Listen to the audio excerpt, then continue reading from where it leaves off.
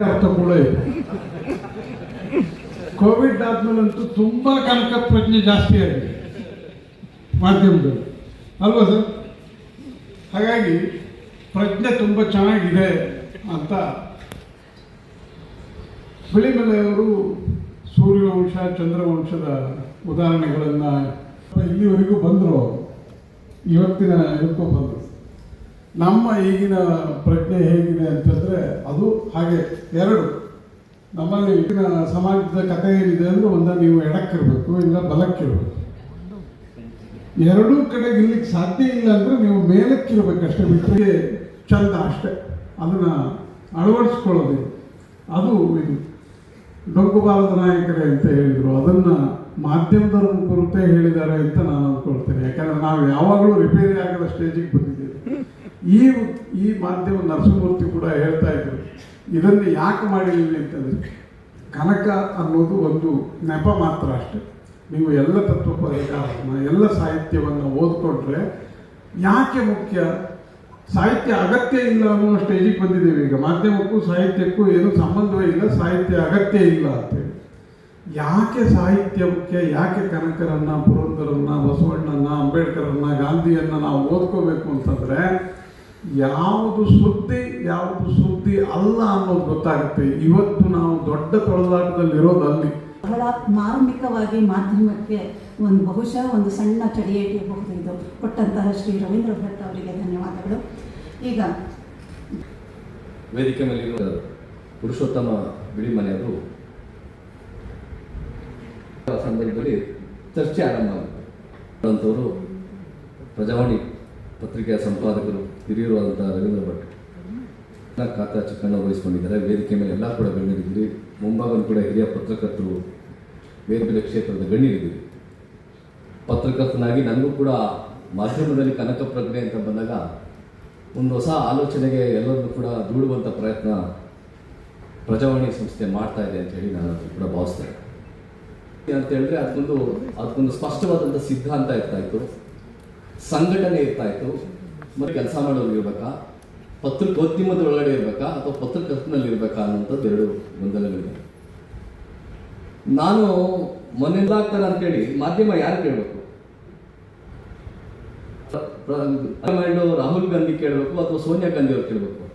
ನೀವು ಹೋಗಿ ಜ್ಯೋತಿಷಿಗಳ ಕೈ ಹಿಡಿದ್ಬಿಟ್ಟು DK ಶಿವಕುಮಾರ್ ಮುಖ್ಯಮಂತ್ರಿ ಅಂತ ಹೇಳಿದ್ರೆ ಮಾಧ್ಯಮಕ್ಕಿದೆಯಾ? ಯಾರು ಸಂವಿಧಾನದ ಆಶಯಗಳಿಗೆ ಇದೆಯಾ ಅಂತಂದ್ರೆ ಅದಕ್ಕೆ ಪೂರಕವಾಗಿ ಕೆಲಸ ಮಾಡ್ತಾ ಇದೆ ಅಂದ್ರೆ ಅಲ್ಲಿ ಕನಕನ ಪ್ರಜ್ಞೆ ಇದೆ ಅಂತಂದ್ರೆ. ಮಾಧ್ಯಮದ ಕುರಿತು ಮಾತನಾಡಿದಂತಹ ನಮ್ಮ ದೀಪಕ್ಕೆ ಅವರಿಗೆ ತುಂಬ ಧನ್ಯವಾದಗಳು. ಈಗ ಮಾತಾಡೋಣ.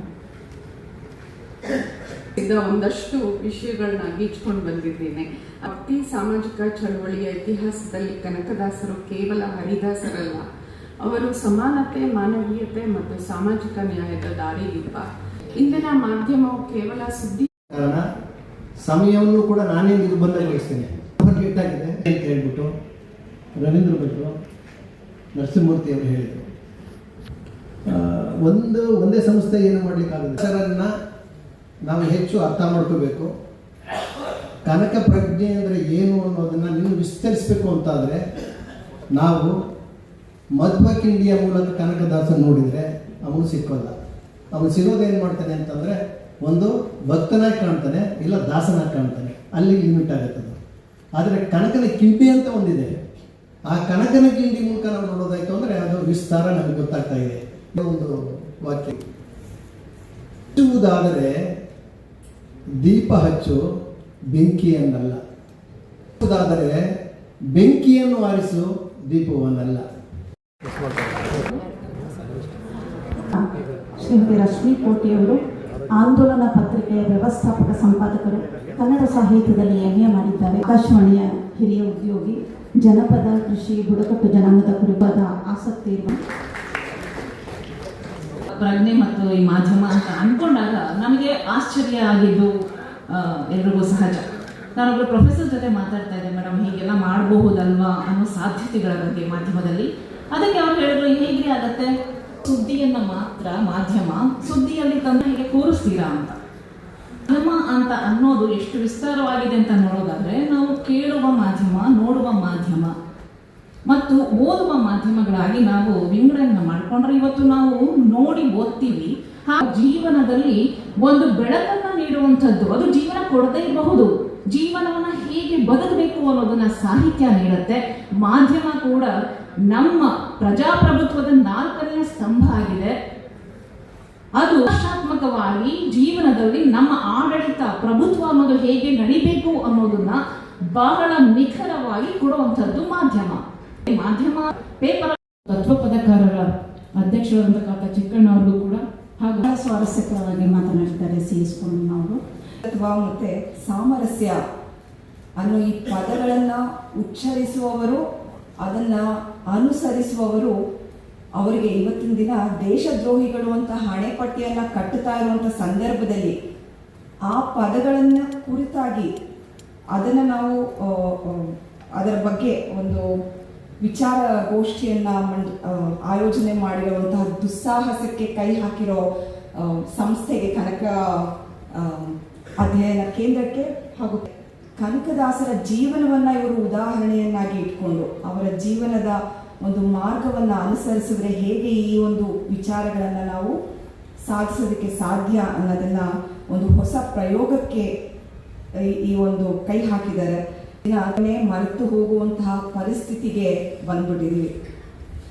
ಮಾಧ್ಯಮ ಹೆಚ್ಚು ಗಲಾಟೆಯನ್ನು ಮಾಡ್ತಾ ಇವೆ, ಮಾಧ್ಯಮದಲ್ಲಿ ಹೆಚ್ಚು ಹೆಚ್ಚು ವಿಚಾರ ಸಂಕಿರಣಗಳಂತೆ, ಆದರೆ ಸತ್ಯ ಕಡಿಮೆ ಆಗ್ತಾ ಇದೆ.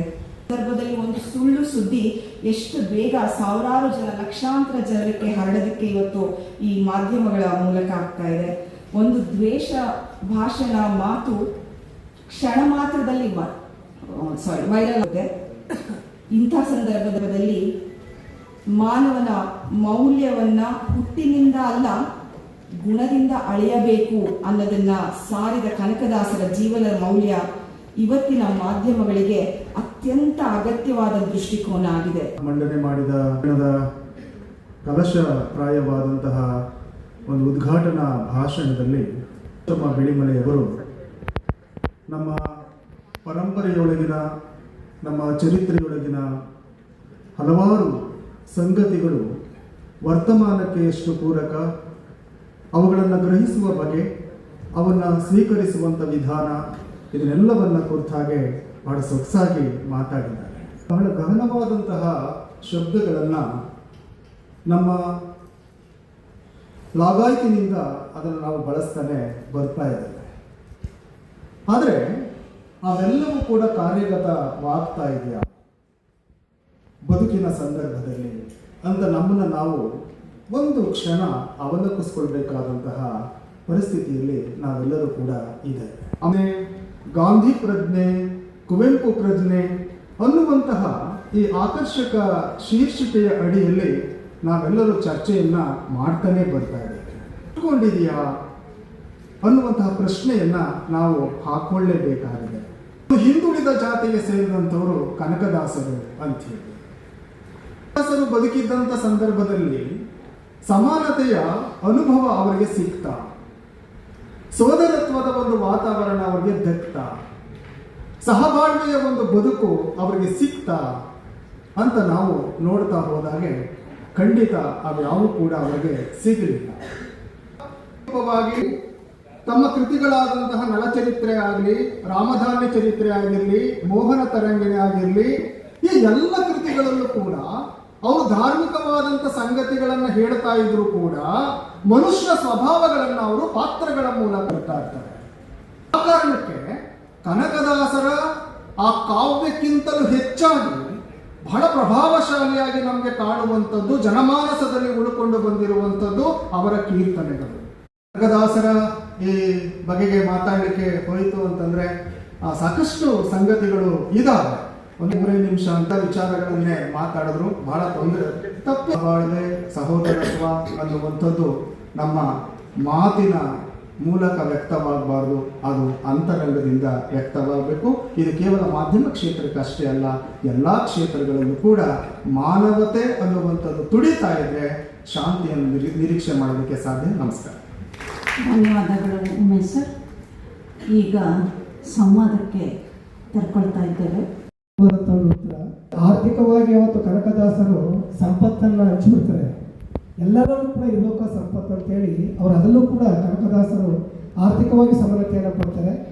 ರಾಜಕೀಯವೇ ಮೂಲ ಅಲ್ಲ, ರಾಜಕೀಯವೇ ಅಂತಿಮ ಅಲ್ಲ ಅಂತೇಳಿ ಜನಸಾಮಾನ್ಯರ ಬದುಕಲ್ಲೂ ಕೂಡ ಕನಕದಾಸರು ಬದುಕ್ತಾರೆ. ನನ್ನ ಆತಂಕ ಇರೋದು ಮಾಧ್ಯಮದಲ್ಲಿ ಕನಕ ಪ್ರಜ್ಞೆಯನ್ನು ನಾವು ಇವತ್ತು ಕುರಿತು ವಿಚಾರ ಸಂಕಿರಣ ಮಾಡುವಂಥ ಸಂದರ್ಭದಲ್ಲಿ ನನ್ನ ಆತಂಕ ಏನಾದರೂ ಕನಕದಾಸನ ಒಂದು ಜಾತಿಗೆ ಸೀಮಿತ ಆಗ್ತದೆ. ಎಲ್ಲಿ ಜಾತ್ಯತೀತವಾಗಿ ನಾವು ಹೇಗೆ ಕನಕರನ್ನ ಕಟ್ಕೊಳ್ಳೋಕೆ ಸಾಧ್ಯ? ಕನಕ ಯಾಕ್ರಿ ನೋಡ್ತೀರಾ ಅಂತ ಅಂದ್ರು. ಎಷ್ಟು ಅಂತಂದ್ರೆ ಯಾಕೆ ಗೊತ್ತಿಲ್ಲ ನನಗೆ ಕನಕದಾಸರು ಅಷ್ಟು ಇಷ್ಟ ಆಗ್ತಾರೆ ಹರಿದಾಸ ಸಾಹಿತ್ಯದಲ್ಲಿ. ಯಾಕೆಂದ್ರೆ ನಾಗರತ್ನ ಮೇಡಮ್ ಇದ್ದಾರೆ, ಪ್ರೊಫೆಸರ್ ನಾಗರತ್ನ ಮೇಡಮ್ ಮಾಡ್ತೀರಾ ಕುಲ ಅನ್ಬೇಡಿ ಅಂತ. ಈಗ ನೋಡಿ ನನ್ನ ಅಪ್ಪ ಅಮ್ಮ ನನಗೆ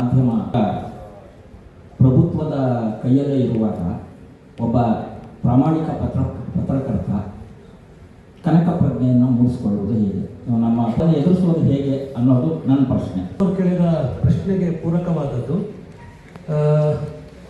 ಮಾಧ್ಯಮಗಳು ಪ್ರಭುತ್ವದ ಕಡೆಗೆ ವಾಲುತ್ತವೆ ಅನ್ನುವ ಧಾಟಿಯಲ್ಲಿ ಅವರು ಪ್ರಶ್ನೆಯನ್ನು ಕೇಳಿದ್ದಾರೆ. ನಾನು ಸಾಕಷ್ಟು ವರ್ಷಗಳಿಂದ ಇದನ್ನು ಹೇಳಬೇಕೋ ಬೇಡೋ ಗೊತ್ತಿಲ್ಲ, ಮುಕ್ತತೆ ಇದೆ ಅಂತ ನಾನು ಹೇಳ್ತಾ ಇದ್ದೀನಿ. ಇದೇ ವೇದಿಕೆಯಲ್ಲಿ ಹಲವಾರು ಮಹನೀಯರ ಜಯಂತಿಗಳನ್ನು ಆಚರಣೆ ಮಾಡ್ತಾರೆ. ಅದರಲ್ಲಿ ಕನಕದಾಸರ ಜಯಂತಿ ಆಚರಣೆ ಕೂಡ ಒಂದು. ಇಲ್ಲೇನಾಗುತ್ತೆ ಅಂತಂದರೆ, ಯಾರೋ ಒಬ್ಬರನ್ನ ಈ ವಿಷಯದಲ್ಲಿ ಬಲ್ಲವರು ಅಂತ ಹೇಳಿ ಪ್ರಧಾನ ಭಾಷಣ ಅಂತ ಹೇಳಿ ಕರೆಸಿರ್ತಾರೆ. ಅಂದರೆ ಅವ್ರ ಮಾತುಗಳು ಮಾಧ್ಯಮದ ಮೂಲಕ ಹೈಲೈಟ್ ಆಗಬೇಕು. ಅಂದರೆ ಅವರು ಹೇಳುವಂಥ ವಿಚಾರಗಳು ಅಧ್ಯಯನ ಮಾಡಿರ್ತಾರೆ ಅವರು, ನನ್ನನ್ನು ಒಳಗೊಂಡ ನನ್ನ ಮಾತನ್ನು ಹೇಳ್ತಾ ಇದ್ದೇನೆ. ಆದರೆ ಸಾಮಾನ್ಯವಾಗಿ ಅಂಥ ಕಾರ್ಯಕ್ರಮಗಳಲ್ಲಿ ಒಬ್ಬ ಜನಪ್ರತಿನಿಧಿ ಕೂಡ ಭಾಗವಹಿಸಿರ್ತಾರೆ. ರಾಜಕಾರಣಿ ಅನ್ನೋದು ಗೊತ್ತಿರುವಂಥ ಸಂಗತಿ. ಆದರೆ ನಾನು ನೋಡ್ತಾ ಬಂದಿರುವಂತಹ ಈ ಜಯಂತಿ ಕಾರ್ಯಕ್ರಮಗಳ ವರದಿಯಲ್ಲೆಲ್ಲ ಇಂಥವರು ಪ್ರಧಾನ ಭಾಷಣವನ್ನು ಮಾಡಿದ್ರು ವಾಕ್ಯ ಬರ್ತದೆ ಹೊರತು ಭಾಗವಹಿಸಿದ ಜನಪ್ರತಿನಿಧಿ ಅಥವಾ ರಾಜಕಾರಣಿಯ ಮಾತೆ ಅಲ್ಲಿ ಹೈಲೈಟ್ ಆಗುತ್ತೆ. ಇದು ಇಷ್ಟರ ಮಟ್ಟಿಗೆ ಸರಿ ಅಂತ ಕೇಳಿ ಪೂರಕವಾದ ಮಾಧ್ಯಮಗಳು ವಾಲ್ತಿವೆ ಅಲ್ಲ, ವಾಲ್ ಹೋಗಿವೆ. ಒಂದು ಸಿದ್ಧರಾಗಿರ್ಬೇಕು. ರಾಜಕಾರಣಿಗಳು ನಮಗೆ ಯಾವುದೇ ರೀತಿಯ ಅಡ್ವರ್ಟೈಸ್ಮೆಂಟ್ಸ್ ಕೊಡಲ್ಲ ಅಂತ ಹೇಳಿದ್ರೆ ಅದಕ್ಕೆ ಸಿದ್ಧರಾಗಿರ್ಬೇಕು. ಸರ್ಕಾರಗಳು ನಮ್ಮ ಪತ್ರಿಕೆಗಳಿಗೆ ಅವನ್ನ ಪ್ರಮೋಟ್ ಮಾಡಲ್ಲ ಅಂತಂದ್ರೆ ಅದಕ್ಕೆ ಸಿದ್ಧರಾಗಿರ್ಬೇಕು. ಕಡೆ ಏನೋ ಹೆಸರು ಹೇಳೋ ಅಗತ್ಯ ಇಲ್ಲ ಅಂತ ಅನ್ಕೋತೀನಿ. ಮೋದಿ, ಶಾ ಮತ್ತೆ ಅಂಬಾನಿ, ಅದಾನಿಗಳ ಕೈಯಲ್ಲಿ ನಮ್ಮ ದೇಶ ಇರಬೇಕಾದ್ರೆ ಕನಕ ಪ್ರಜ್ಞೆಯನ್ನ ಉಳಿಸ್ಬೇಕಾಗಿರೋ ಮಾಧ್ಯಮದವರು ಕೂಡ ಅವರ ಗೋಧಿ ಮೀಡಿಯಾ ಆಗಿರ್ಬೇಕಾದ್ರೆ ಅದನ್ನ ಉಳಿಸ್ಕೋಬೇಕು ಅಂದ್ರೆ ನಾವು ಕೆಚ್ಚೆದೆಯಿಂದ ಮುಂದುವರೆದು ಇಂಥ ಕಾರ್ಯಕ್ರಮಗಳನ್ನ ಮಾಡಿ ಮಾಡದಷ್ಟೇ ಅಲ್ಲ, ಅದನ್ನ ನಾವು ಅಳವಡಿಸ್ಕೊಂಡಾಗ ಮಾತ್ರ, ಆ ಧೈರ್ಯದಿಂದ ಮುನ್ನಡೆದಾಗ ಮಾತ್ರ ಕನಕ ಪ್ರಜ್ಞೆ ಉಳಿಯೋದಕ್ಕೆ ಸಾಧ್ಯ. ಗಂಭೀರವಾದ ಪ್ರಶ್ನೆ. ಗೋಪಾಲಕೃಷ್ಣ ಅಡಿಗರು ಯಾವುದೋ ಕವಿಗೋಷ್ಠಿಗೆ ಹೋಗಿದ್ರು. ಕವಿತೆ ಮಾರದಿವಸ ಪತ್ರಿಕೆಯಲ್ಲಿ ಅವರ ಹೆಸರು ಬರಲಿಲ್ಲ. ಯಾರ್ಯಾರ್ದೋ ಎಲ್ಲ ಹೆಸರು ಬರೆದು ಇತರರು ಹಾಜರಿದ್ದರು. ಅದಕ್ಕೆ ಅವ್ರಿಗೆ ಯಾರೋ ಕೇಳಿದ್ರಂತೆ, ಏನು ಸರ್ ನಿಮ್ಮ ಹೆಸರೇ ಬರಲಿಲ್ಲ? ಬಂದಿದೆಯಲ್ಲ, ಎಲ್ಲಿ ಸರ್? ಇತರರು ಇದಾರಲ್ಲ, ಅದರೊಳಗೆ ನಾನು ಇರ್ತೇನೆ. ಹಂಗಿದೆ ನನ್ನ ಪರಿಸ್ಥಿತಿ. ರಶ್ಮಿಯವರು ಹೇಳಿದ್ದನ್ನು ಮುಂದುವರಿಸಿ ನಾನು ಮಾತಾಡೋದಾದರೆ, ಜಾಹೀರಾತು ಬಹಳ ಮುಖ್ಯ. ಜಾಹೀರಾತು ಕೊಡ್ತಾರೆ ಎನ್ನುವ ಕಾರಣಕ್ಕಾಗಿಯೇ ಸುದ್ದಿ ಮಾಡುವ ಪರಿಸ್ಥಿತಿಯೊಳಗಿದ್ದೀವಿ. ಈಗ ಜಾಹೀರಾತಿನ ವಿಧಾನ ಕೂಡ ಬದಲಾಗಿದೆ. ಯಾವುದು ಜಾಹೀರಾತು, ಯಾವುದು ಸುದ್ದಿ ಅನ್ನೋದು ಗೊತ್ತಾಗದೇ ಇರುವ ಪರಿಸ್ಥಿತಿಯಲ್ಲಿ ಇದ್ದಾರೆ. ಬಹಳ ಮುಖ್ಯವಾಗಿ ನಾವು ಆಲೋಚನೆ ಮಾಡಬೇಕಾಗಿದ್ದು ಏನು ಅಂದರೆ, ಒಂದು ಪತ್ರಿಕೆಯನ್ನು ಜನ ದುಡ್ಡು ಕೊಟ್ಟು ತಗೊಂಡು ಇದು ಯಾವ ಪ್ರಭುತ್ವದ ವಿರುದ್ಧ ಬರೆಯೋದಕ್ಕೆ ಶಕ್ತಿಯನ್ನು ತುಂಬಬೇಕಾದವರು ಜನರು, ಸಾಮಾನ್ಯ ಜನರು. ಅವರು ಶಕ್ತಿ ತುಂಬದೆ ಹೋದರೆ ನಾವು ಅನಿವಾರ್ಯವಾಗಿ ಬೇರೆ ಎಲ್ಲಿಂದನೂ ಶಕ್ತಿಯನ್ನು ತುಂಬ್ಕೋಬೇಕು. ಇನ್ನೊಂದು, ಕನಕ ಪ್ರಜ್ಞೆ ಯಾಕೆ, ಬಸವ ಪ್ರಜ್ಞೆ ಯಾಕೆ, ಅಂಬೇಡ್ಕರ್ ಪ್ರಜ್ಞೆ ಯಾಕೆ, ಸಂವಿಧಾನದ ಪ್ರಜ್ಞೆ ಯಾಕೆ ಅಂತ ಹೇಳಿದ್ರೆ, ಪದೇ ಪದೇ ಈ ಮಾತುಗಳನ್ನು ಹೇಳಿದ್ರು. ಬುದ್ಧ ಹುಟ್ಟಿ ಎಷ್ಟು ವರ್ಷ ಆಯಿತು? 2500 ವರ್ಷಗಳ ಹಿಂದೆ ಕೂಡ ಅವನು ಹೇಳಿದ್ದನ್ನು ಇವತ್ತು ನಾವು ಹೇಳ್ತಾ ಇದ್ದೇವೆ. ನನಗೆ ಬಹಳ ಅಚ್ಚರಿ ಅನಿಸೋದೇನು ಅಂತಂದರೆ, ನಮ್ಮದು ಎಷ್ಟು ಡೊಂಕು ಬಾಲ ಅಂತಂದರೆ, ಎಷ್ಟು ಮಹನೀಯರು ಇಂಡಿಯಾದಲ್ಲಿ ಬಂದು ಹೇಳಿದ್ರು ನಾವು ಡೊಂಕಾಗೇ ಇದೆ. ನನಗೆ ಭಾಳ ತಮಾಷೆ ಅನಿಸೋದೇನು ಅಂತಂದರೆ, ನಮಗೆ ಮಾತ್ರ, ಮಾನವನಿಗೆ ಮಾತ್ರ ನೀನು ಏನಾದರೂ ಆಗು, ಮಾನವ ಆಗು ಅಂತ ಹೇಳೋದು. ಬೇರೆ ಯಾವುದು ಬೆಕ್ಕಿಗೋ ನಾಯಿಗೋ ಹೇಳಲ್ಲ, ಹುಲಿಗೋ ಹೇಳಲ್ಲ. ನೀನು ಏನಾದರೂ ಆಗು ಹುಲಿ ಆಗು ಅಂತ ಯಾರಿಗಾರು ಹೇಳಿದ್ದೀವ? ನೀವು ಏನಾದರೂ ಆಗು ನಾಯಿ ಆಗು ಅಂತ ಹೇಳಿದ್ದೀವ? ಹೇಳಿಲ್ಲ. ಏನಾದರೂ ಆಗು ಮಾನವ ಆಗು ಅಂತ ಹೇಳ್ತೀವಿ. ಹಾಗೇನೆ ಏನಾದರೂ ಆಗು ಮಾಧ್ಯಮ ಆಗು ಅಂತ ಹೇಳೋದೊಂದು ಇದೆಯಲ್ಲ, ಅದು ನಮ್ಮ ಜೊತೆ ಕೇಳಿದ್ರು ಅಂತಂದ್ರೆ, ಒಂದು ಸಮಾರಂಭದಲ್ಲಿ ಒಬ್ಬ ರಾಜಕಾರಣಿ ಇರ್ತಾನೆ, ಒಬ್ಬ ಪ್ರಧಾನ ಭಾಷಣಕಾರ ಇರ್ತಾನೆ. ಮರುದಿನ ಪತ್ರಿಕಾ ವರದಿನಲ್ಲಿ ಪ್ರಧಾನ ಭಾಷಣ ಯಾರು ಮಾಡ್ತಾರೆ ಅವರು ಭಾಷಣ ಮಾಡಿದ್ರು ಅಂತ ಅಷ್ಟೇ ಇರುತ್ತೆ. ಆ ರಾಜಕಾರಣಿ ಮಾತಾಡಿದ್ದೇನಿದೆ ಅದು ವರದಿ ಆಗುತ್ತೆ. ಇದು ಯಾಕೆ ಆಗುತ್ತೆ? ಈಗ ಈ ಪತ್ರಿಕಾ ರಂಗದ ಸಮಸ್ಯೆಗಳಿದ್ದಾವಲ್ಲ, ಜಾಹೀರಾತಿನ ಆಧಾರದಲ್ಲಿ ನಡ್ಕೋಬೇಕಾಗಿರುವುದು, ರಾಜಕಾರಣಿ ಮರ್ಜಿಯಲ್ಲಿ ಇರಬೇಕಾಗಿರೋದು, ಇದೆಲ್ಲ ಬೇರೆ. ಈ ಸಮಸ್ಯೆಯನ್ನ ನೀವು ನಿವಾರಿಸಬೇಕಾದ್ರೆ ಬೇರೆ ಏನು ಬೇಕಾಗಿಲ್ಲ, ನೀವು ಒಬ್ಬ ಒಳ್ಳೆ ವರದಿಗಾರ ಇದ್ರೆ ಸಾಕು. ಇವತ್ತಿನ ಪರಿಸ್ಥಿತಿನಲ್ಲಿ ಕೂಡ ಈ ಪತ್ರಿಕೆಯಲ್ಲಿ ಇರತಕ್ಕಂಥ ವರದಿಗಾರರಿಗೆ ಯಾವತ್ತೂ ಕೂಡ ರಾಜಕಾರಣಿ ಮಾತಾಡಿದ್ದು ಮಾತ್ರನೇ ಶ್ರೇಷ್ಠ ಅಲ್ಲ, ಅಲ್ಲಿ ವಿಚಾರ ಶ್ರೇಷ್ಠ ಅನ್ನುವಂಥ ಒಂದು ಸಂದೇಶವನ್ನ ಇಲ್ಲಿ ಜರ್ನಲಿಸಂ ವಿದ್ಯಾರ್ಥಿಗಳಿದ್ದಾರೆ ಅನ್ನೋ ಕಾರಣಕ್ಕೆ ಹೇಳ್ತಾ ಇರುವುದು. ಆ ಸಂದೇಶವನ್ನ ವಾನಣಿಯವರು ಹೊರಟೋದ್ರು ಅಂತ ಕಾಣುತ್ತೆ. ಇಲ್ಲಿ ಮೇಷಗಳಾಗಿದ್ದವರು ನಿಮ್ಮ ವಿದ್ಯಾರ್ಥಿಗಳೇ ಕೊಡಿ, ಸಂಪಾದಕರಾಗಿದ್ದವರು ನಿಮ್ಮ ವರದಿಗಾರರೇ ಕೊಡಿ. ಅಲ್ಲಿಗೆ ಆ ಸಮಸ್ಯೆ ಮುಗಿಯುತ್ತೆ. ಉಳಿದ ಸಮಸ್ಯೆಗಳೆಲ್ಲ ನಾನು ಒಪ್ಪಿಕೊಳ್ತೇನೆ. MSW student, Manasa Gangotri college. ನನ್ನ ಪ್ರಶ್ನೆ ಬಂದು ಹಿಂಗೈತಿ. ಈಗ ಸೋದರತ್ವ ಅನ್ನೋದು ಒಂದು ಟಾಪಿಕ್ ಹೇಳಿದ್ರಲ್ಲೋ, ಸೊ ಈ ಸೋದರತ್ವ ಅನ್ನೋ ಟಾಪಿಕ್ನಾಗ ಅತ್ಯಾಚಾರ ಅನ್ನೋದು ಆಗ್ಲಾತೈತಿ, ಬಾಳನ ಆಗ್ಲಾತೈತಿ. ನಮಗದು ಹೆಂಗ್ ಆಗತೈತಿ ಅನ್ನೋದು ಮಾಧ್ಯಮ ಮುಖಾಂತರನೇ ಗೊತ್ತಾಗತೈತಿ. ಈ ಮಾಧ್ಯಮಗಳ ಮುಖಾಂತರ ಗೊತ್ತಾದ್ಮೇಲೂ ಎಲ್ಲರ ಮನಸ್ಸಿನಾಗೂ ಸೋದರತ್ವ ಅನ್ನೋ ಭಾವನೆನೇ ತಗೊಳ್ಳಲಾಗ್ಯಾರ, ಯಾರೂ ಹೇಳತ್ತಿನ. ಹಂಗಾಗಿ ಇಷ್ಟು ಎಲ್ಲರ ಮನಸ್ಸಿನಾಗೂ ಸೋದರತ್ವ ಅನ್ನೋ ಒಂದು ಭಾವನೆನ ಗಂಭೀರವಾಗಿ ಕೂಡಾಕ ಮಾಧ್ಯಮಗಳು ಯಾಕೆ ಎಡಲಾತಾವು ಅಂತ ನನ್ನ ಪ್ರಶ್ನೆ ಐತಿ. ಸಮಾಜದಲ್ಲಿ ಅತ್ಯಾಚಾರಗಳು ಬರೀ ವಿದ್ಯಾರ್ಥಿಗಳಿಂದ ಮಾತ್ರ ನಡಿಲಾಕತ್ತಿಲ್ಲ, ಈವನ್ ಏಜ್ ಪೀಪಲ್ ಇಂದನೂ ಕೂಡ ಅತ್ಯಾಚಾರಗಳು ತುಂಬಾನೇ ನಡೆದಿದ್ದಾವೆ. ಕೆಲವಿಷ್ಟು ಬಯಲಿಗೆ ಬಂದಿದ್ದಾವೆ, ಇನ್ನು ಕೆಲವಿಷ್ಟು ಬಯಲಿಗೆ ಬಂದಿಲ್ಲ. ಹಂಗಾಗಿ ಯಾಕ ಅಂದ್ರೆ ನಾನು ಹೇಳೋದಕ್ಕೆ ಬಯಸ್ತೀನಿ, ಮಾಧ್ಯಮದಲ್ಲಿ ಇನ್ನಷ್ಟು ಹೆಣ್ಮಕ್ಳು ಬಂದ್ರೆ ಆ ಭಾವನೆ ಉಳಿಬಹುದು ಅಂತ ನನಗನ್ಸುತ್ತೆ. ಮುಟ್ಟಿಸುವುದರಲ್ಲಿ ಮಹಿಳೆ ಎಷ್ಟು ಸಾರ್ಥಕವಾಗಿ ಅದನ್ನ ಸಮಾಜಕ್ಕೆ ತಲುಪಿಸ್ಬೋದು, ಅಷ್ಟು ಸಾರ್ಥಕವಾಗಿ ಪುರುಷರು ತಲುಪಿಸೋದಕ್ಕೆ ಸಾಧ್ಯ ಇಲ್ಲ ಅಂತಾನೆ ನಾನು ಭಾವಿಸ್ತೀನಿ. ಹಾಗಾಗಿ ಹೆಚ್ಚು ಬರೀ ಒಂದು ಮಾನಸ ಗಂಗೋತ್ರಿ ಕಾಲೇಜಿಂದ ಬಂದಿದ್ದೀನಿ ಸರ್. ನನ್ನ ಪ್ರಶ್ನೆ ಸರಿ, ಮಾಧ್ಯಮದಲ್ಲಿ ಕನಕ ಪ್ರಜ್ಞೆ ಅನ್ನೋದೊಂದು ಈ ಕಾರ್ಯಕ್ರಮ ಸರಿ, ಇದೇ ಕಾರ್ಯಕ್ರಮನ ಯಾವ್ದಾರ ಒಂದು ಸಮುದಾಯ ಅಥವಾ ಯಾವ್ದೋ ಒಂದು ರಾಜಕಾರಣಿಗಳು ಪ್ರತಿನಿಧಿಗಳು ಮಾಡಿದ್ರೆ ಸರ್, ಅದು ಒಂದು ಹೆಡ್ಲೈನ್ಸ್ ಪ್ರತಿಕ್ರಮದಲ್ಲಿ ಹೋದ್ರೆ ಸರ್ ಜನಗಳಿಗೆ ಮಾಧ್ಯಮಗಳು ಗೊತ್ತಾಯಿಸ್ತದೆ ಅಂತ ಹಾಗೂ ಪ್ರತಿಕ್ರಿಯೆಯಲ್ಲಿ ಈಗ ಪ್ರಧಾನ ಭಾಷಣ ಮಾಡ್ತಾ ಇರುವಂತಹ ಎ ನಾರಾಯಣ ಅವರು ಅಜೀಂ ಪ್ರೇಮ್ಜಿ BBಯಲ್ಲಿ ಸಾರ್ವಜನಿಕ ನೀತಿ ಮತ್ತು ಆಡಳಿತದ ಪ್ರಾಧ್ಯಾಪಕರಾಗಿದ್ದಾರೆ. ಜೊತೆಗೆ ಕರ್ನಾಟಕ ರಾಜ್ಯ ನೀತಿ ಮತ್ತು ಯೋಜನಾ ಆಯೋಗದ ಸದಸ್ಯರು. ಡೆಕ್ಕನ್ ಹೆರಾಲ್ಡ್ನಲ್ಲಿ ವೃತ್ತಿಯನ್ನು ಆರಂಭಿಸಿದಂಥವರು. ಡಾಕ್ಟರೇಟ್ ಪದವಿ ಪಡೆದ ನಂತರ ಇವರು ಅಕಾಡೆಮಿಕ್ ಕ್ಷೇತ್ರಕ್ಕೆ ಬಂದರು. ಮಣಿಪಾಲ್ ಯೂನಿವರ್ಸಿಟಿ ಮತ್ತು ಇಂಡಿಯನ್ ಇನ್ಸ್ಟಿಟ್ಯೂಟ್ ಆಫ್ ಜರ್ನಲಿಸಂ ಮತ್ತು ನ್ಯೂ ಮೀಡಿಯಾದಲ್ಲಿ ಕೆಲಸ ಮಾಡಿದ ಅನುಭವ ಇವರಿತ್ತು. ಇದಲ್ಲದೆ ಇವರು ಕನ್ನಡ ಮತ್ತು ಇಂಗ್ಲಿಷ್ ಪತ್ರಿಕೆಗಳಿಗೆ ಅಂಕಣಗಳನ್ನು ಬರೆಯುತ್ತಾರೆ. ಪ್ರಜಾವಾಣಿಯ ಅಂಕಣ ಅನುರಣನ ಉಪಸಂಪಾದಕರು. ಈಗ ಮಯೂರ ಮಾಸಿಕದಲ್ಲಿ ಕಾರ್ಯನಿರ್ವಹಿಸ್ತಾ ಇದ್ದಾರೆ. ಕರ್ನಾಟಕ ಪತ್ರಕರ್ತೆಯರ ಸಂಘದ ಕಾರ್ಯದರ್ಶಿ ಕೂಡ ಇವರು. ಮಹಿಳೆ, ರಂಗಭೂಮಿ, ಆರೋಗ್ಯದಂತಹ ವಿಷಯಗಳ ಕುರಿತು ಲೇಖನಗಳು, ವರದಿಗಳು ಮತ್ತು ಸಂದರ್ಶನಗಳನ್ನು ಮಾಡಿದ್ದಾರೆ. ದೇವದಾಸಿ ಪದ್ಧತಿಯಂತಹ ಸಾಮಾಜಿಕ ವಿಷಯಗಳ ಬಗ್ಗೆ ಧ್ವನಿಯ ಪತ್ರಕರ್ತರು, ಅನುವಾದಕರು. ಓದುವುದೇ ಇವರ ಬಹುಮುಖ್ಯವಾದಂತಹ ಹವ್ಯಾಸ. ಉಷಾ ಕಿರಣ, ಪ್ರತಿಕ್ರಿಯೆ ಪ್ರಸನ್ನ ಕುಮಾರ್ ಅವರು. ಅವರೆಲ್ಲರೂ ಕೂಡ ಲೇಖಕರು, ಸಾಹಿತ್ಯದ ಹಿನ್ನೆಲೆಯಿಂದ ಬಂದವರು. ಸಾಹಿತ್ಯದ ಹಿನ್ನೆಲೆಯೂ ಅಲ್ಲ, ಮಾಧ್ಯಮದ ಹಿನ್ನೆಲೆ ಅಂತ ಹೇಳ್ಬೋದು ಒಂದು ಕಾಲದಲ್ಲಿ. ಇಲ್ಲದ ಕಾರಣ ನಾನು ಒಬ್ಬ ಸಮಾಜ ವಿಜ್ಞಾನದ ವಿದ್ಯಾರ್ಥಿಯಾಗಿ ಈ ಕನಕ ಪ್ರಜ್ಞೆ ಅನ್ನುವಂಥ ವಿಚಾರವನ್ನು ಬರೆದ ಕಾಲದಲ್ಲಿ ಮಾಧ್ಯಮಗಳು ಇರಲಿಲ್ಲ. ಇಲ್ಲದ ಕಾಲದಲ್ಲಿ ಕನಕದಾಸರು ಏನು ಮಾಡಿದ್ರು ಅದನ್ನು ಇವತ್ತು ಹಿಂತಿರುಗಿ ನೋಡಿದಾಗ ಈ ಕಾಲದಲ್ಲಿ ಮಾಧ್ಯಮಗಳು ಏನು ಮಾಡಬೇಕಿತ್ತು, ಏನು ಮಾಡಬೇಕು ಅಂತ ನಾವು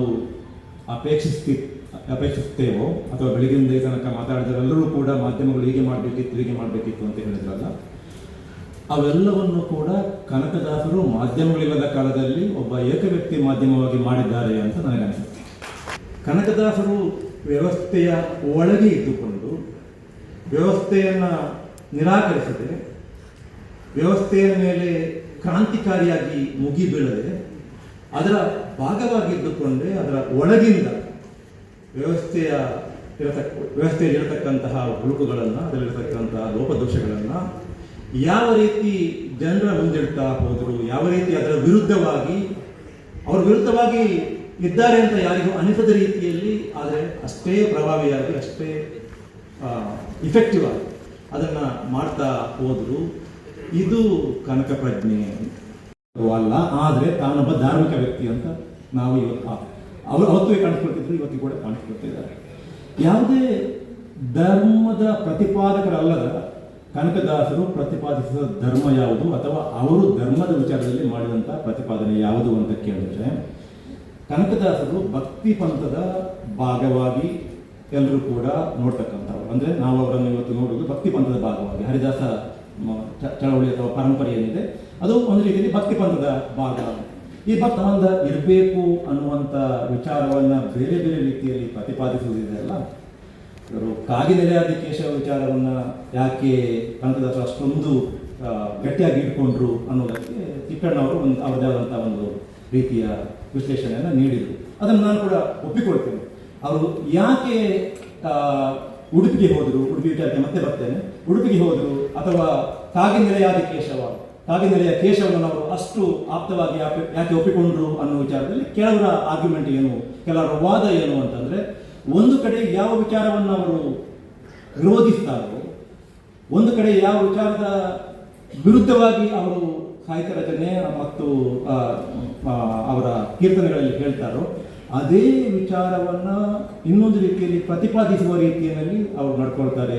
ಅಂದರೆ ದೇವರ ಅಸ್ತಿತ್ವವನ್ನು ಅಥವಾ ದ್ವೈತ ಸಿದ್ಧಾಂತದಲ್ಲಿ ಅವರ ನಂಬಿಕೆ ಇತ್ಯಾದಿ ವಿಚಾರವಾಗಿ ಮಾತಾಡ್ತಾ ಅಲ್ಲೊಂದು ವೈರುಧ್ಯ ಇದೆ ಅಂತ ಹಲವಾರು ವಿದ್ವಾಂಸರು ಹೇಳ್ತಾರೆ.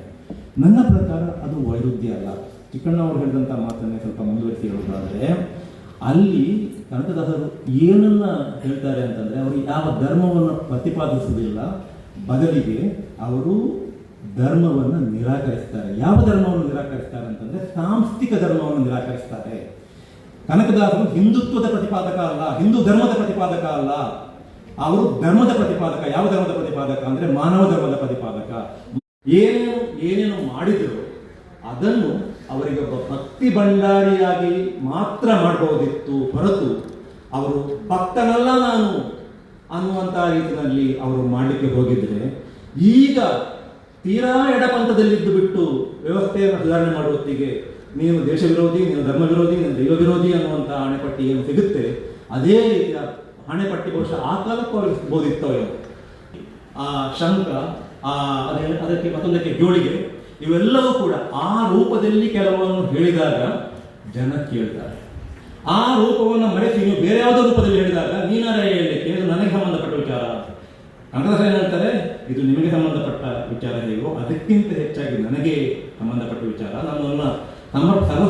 ನಾನು ಸರ್ವಸಮರ್ಪಣಾ ಭಾವದಿಂದ ನನ್ನನ್ನು ನಾನು ದೇವರಿಗೆ ಅರ್ಪಿಸಿಕೊಂಡವ. ಆ ಹಿನ್ನೆಲೆಯಲ್ಲಿ, ಆ ಸ್ಥಾನದಲ್ಲಿ ನಿಂತು ಒಬ್ಬ ಭಕ್ತನಾಗಿ ನಾನು ಹೇಳ್ತಾ ಇದ್ದೇನೆ, ನೀವು ಮಾಡೋದು ಸರಿ ಇಲ್ಲ. ಅದು ಒಂದು ವಿಚಿತ್ರವಾದಂತಹ ನೈತಿಕ ಹೆಚ್ಚುಗಾರಿಕೆಯನ್ನ ಮೇಲ್ಮೆಯನ್ನ ತಂದುಕೊಡುತ್ತೆ ಒಂದು ಕಥೆಯ ಮೂಲಕ. ಅದು ಕಥೆಯೋ ಏನೋ ಗೊತ್ತಿಲ್ಲ ನನಗೆ. ನಾನು 1ನೇ ಕ್ಲಾಸಲ್ಲಿ ಇದ್ದಾಗ ನನಗೆ ಕರೆಕ್ಟಾಗಿ ನೆನಪಿದೆ, ಯಶವಂತಿ ಟೀಚರ್ ಅಂತ ಒಬ್ಬರು ಟೀಚರ್ ಇದ್ದರು. ಅವರು ಕಥೆ ಹೇಳ್ತಾ ಇರ್ತಿದ್ರು ನಮಗೆ. ಒಮ್ಮೆ ಕನಕದಾಸರ ಕಥೆ ಹೇಳಿದ್ರು. ಈ ಕನಕದಾಸರ ಕಥೆ ಹೇಳಿದ್ದೆ, ಉಡುಪಿಯಲ್ಲಿ ಅವರಿಗೆ ಪ್ರವೇಶ ನಿರಾಕರಿಸಲಾಯಿತು. ಅವರು ದೀನರಾಗಿ ಕೃಷ್ಣನ ಹತ್ರ ಮೊರೆ ಇಟ್ಟರು. ಆಗ ಕೃಷ್ಣ ತಿರುಗಿದ, ಗೋಡೆ ಬಿರುಕು ಬಿಡ್ತು, ಅದು ಕನಕನ ಕಿಂಡಿ ಆಯಿತು. ಆ ಕಿಂಡಿಯ ಮೂಲಕ ಕನಕನಿಗೆ ಕೃಷ್ಣನ ದರ್ಶನ ಆಯಿತು. ವಂಚನ ಆಯಿತು ನಮಗೆ ಅಂತಂದ್ರೆ, ಆ ನಂತರ ನನಗೆ ಯಾವತ್ತಾದ್ರೂ ಒಂದು ದಿನ ಉಡುಪಿಗೆ ಹೋಗಲೇಬೇಕು ಅನ್ನುವಂಥ ಭಾವನೆ ಬಂತು. ಕನಕದಾಸರು ಅಂದ್ರೆ ಅಯ್ಯೋ ಎಂತ ಅದ್ಭುತವಾದಂಥ ವ್ಯಕ್ತಿತ್ವ ಅಂತ ಆ ಕನಕ ಮರ್ತೋಯ್ತು ನನಗೆ. ಪ್ರಾಪಂಚಿಕ ವ್ಯವಹಾರಗಳೆಲ್ಲ ತಿಳಿತಾ ಬಂದಾಗೆ ಧರ್ಮ ದೇವರುಗಳ ವಿಚಾರ ಓದ್ತಾ ಈ ಕಥೆಯನ್ನು ನನ್ನನ್ನು ಕಾಡಿಲ್ಲ. ಇಲ್ಲಿ ಯಾಕೆ ಅಂದ್ರೆ, ಇಲ್ಲಿರ್ತಕ್ಕಂಥ ಬಹುತೇಕ ಮಕ್ಕಳು ಬಹುಶಃ ಕನಕರನ್ನು ಅರ್ಥ ಮಾಡಿಕೊಳ್ಳುವಂಥದ್ದು ಆ ಕಥೆಯ ಮೂಲಕ.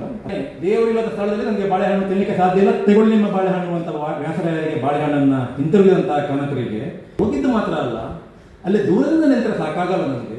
ನಾನು ಒಳಗೆ ಹೋಗೇ ನೋಡಬೇಕು ಅಂತ ಹೇಳಿದ್ದೀರಲ್ಲ, ಇದು ಅದರ ಪಾಠ. ಬಿಟ್ಟು ಹೋಗುವುದಿಲ್ಲ, ಎಲ್ಲವೂ ಕೂಡ ಇದೇ ಇರ್ತದೆ. ಆ ಎಲ್ಲ ಕನ್ಷಿಯನ್ಸ್ ಒಳಗೆ ಏನಾದರೂ ಒಳ್ಳೆಯದನ್ನು ಮಾಡಲಿಕ್ಕೆ ಸಾಧ್ಯನಾ, ಏನಾದರೂ ಕೂಡ ಅದ್ಭುತವಾದನ್ನು ಮಾಡಲಿಕ್ಕೆ ಸಾಧ್ಯನಾ ಅನ್ನೋದಕ್ಕೆ ನಿಮಗೆ ಮಾದರಿ ಬೇಕಿದ್ರೆ ನೀವು ಕನಕದಾಸರ ಮಾದರಿಯನ್ನು, ಕನಕ ಪ್ರಜ್ಞೆಯನ್ನು ಮೈಗೂಡಿಸಿಕೊಳ್ಬೇಕು ಅಂತ ಹೇಳಿಕೊಡ್ತೇವೆ. ಇನ್ನು ಪ್ರಬಂಧ ಬಾಹುಗಳು ಇಡೀ ಸಮಾಜವನ್ನು ಗಟ್ಟಿಯಾಗಿ ಆವರಿಸಿರ್ತಕ್ಕಂತಹ ಕಾಲಕ್ಕೆ ಅವರು ತಮ್ಮ ಸೀಮಿತ ಸಾಧ್ಯತೆಯಲ್ಲಿ ಏನೇನು ಮಾಡಿ ತೋರಿಸಿದ್ರು ಅದೆಲ್ಲ ಕರ್ನಾಟಕ ವೈಭವ. ಕರ್ನಾಟಕದ ಗತ ವೈಭವ ಅಂತಂದರೆ ನನಗೆ ಯಾವತ್ತೂ ಕೂಡ ಅದು ಹಂಪಿಯ ಪಳೆಯುಳಿಕೆಗಳು ಅಥವಾ ಬೇಲೂರು ಹಳೆಬೀಡಿನ ಪಳೆಯುಳಿಕೆಗಳು ಅಥವಾ ಈ ರಾಜ್ಯವನ್ನು ಈ ಹಿಂದೆ ಯಾವುದೋ ದೊಡ್ಡ ರಾಜ ಆಳಿದ್ದ ಅನ್ನುವಂಥದ್ದು ನನಗೆ ವೈಯಕ್ತಿಕವಾಗಿ ಹೇಳೋದಾದರೆ ಅದು ಯಾವತ್ತೂ ಕೂಡ ಕರ್ನಾಟಕದ ಗತ ವೈಭವ ಅಲ್ಲ. ಈ ರೀತಿಯ ಸಂದೇಶಗಳು ಏನು ಬಿಟ್ಟು ಹೋಗಿದ್ದಾರೆ ಕನಕದಾಸರಂಥವರು, ಅದು ನಿಜವಾದ ಕರ್ನಾಟಕದ ಗತ ವೈಭವ ಅಂತ ನನಗೆ ಅನಿಸುತ್ತೆ.